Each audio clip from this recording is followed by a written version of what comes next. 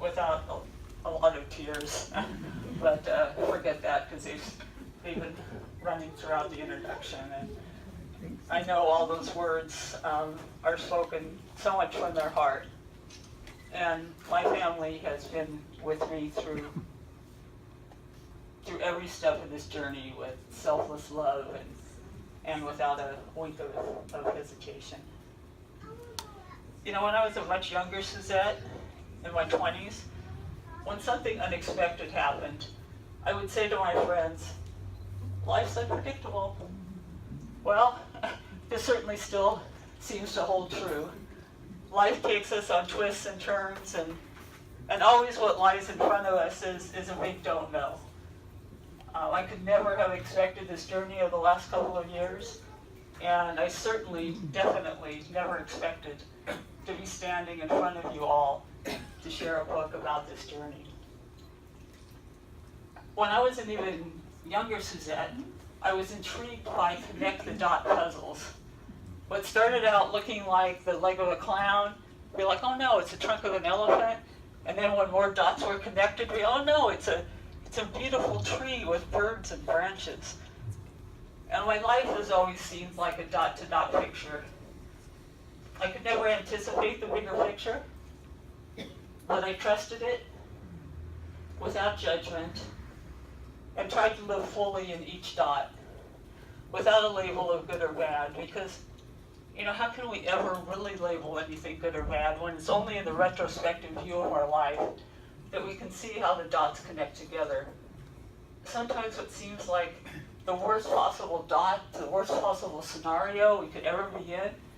When we look back in the rearview mirror of our lives with more of the dots connected, we realize that it's transformed into some of the most beautiful blessings in our life. This last couple of years has been full of immense blessings. Truly some immense challenges as well, but all woven together with such golden threads of love, compassion, generosity, to make up the very beautiful tapestry of my life at this moment. I could never anticipate the bigger picture during this journey, but I always trusted that every crazy, challenging, circuitous dot that I was in would transform into a picture of me being totally and completely healthy. Standing before all of you today is a great dot. It's not a great dot because I have written a book and put some words on a page, but it's a great dot because of what that dot represents. And that's the love of my family and Team Suzette, the amazing skill and compassion of everyone at City of Hope, the miracle of life itself and 2 stage 4 critters living on the far side of the moon, and amazing grace. So surrounded by all of you today, there is truly no other dot that I would rather be in. This book was fertilized from seeds from the Team Suzette website that was started by my sisters a couple of nights before my major surgery. And it was started to raise funds for my recovery and to post updates and for people to leave guest book messages. But it became a place for me to not only share what was happening in my body, but also my heart as I traveled the journey. And from it, to my surprise, people kept encouraging me to write a book.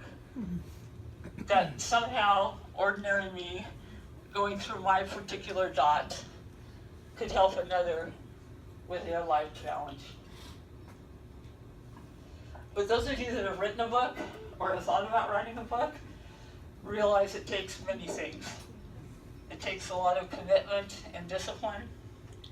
It takes a great leap of faith, a certain gentleness on yourself and patience, and probably most of all, the needed vulnerability to toss your words out into the world. I look at this book now and it seems like an illusion. It's neat and tidy, and it's like, oh, that must not have taken very long to put together. But for the most part, it's been a scattered mess of words on the living room floor of my mind. But the magic and perhaps the hard work of writing or doing anything is that one day we look around and it captures us unaware. And I look at this book now and I ask myself, who wrote this book? And perhaps the answer is no person wrote it.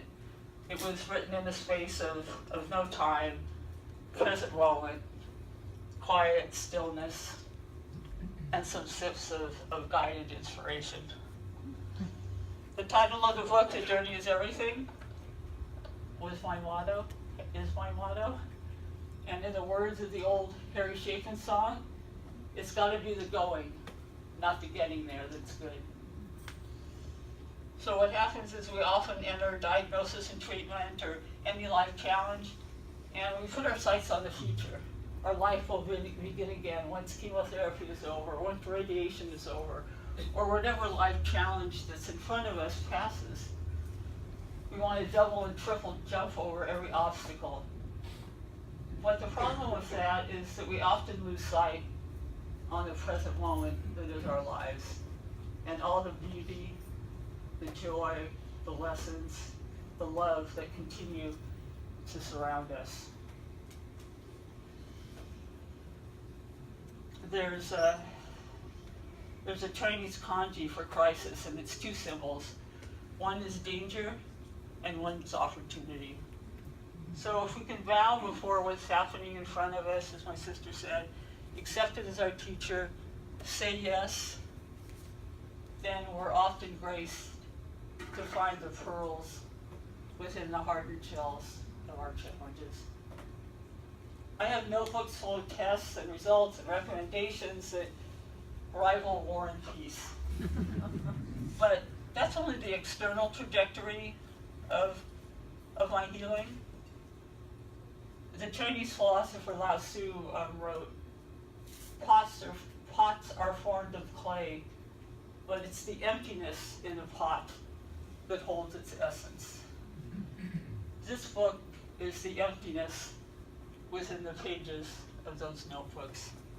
It's the reflections and observations and lessons learned and themes as I travel my journey. This is my compass to my own healing. And if it indeed helps one other person going through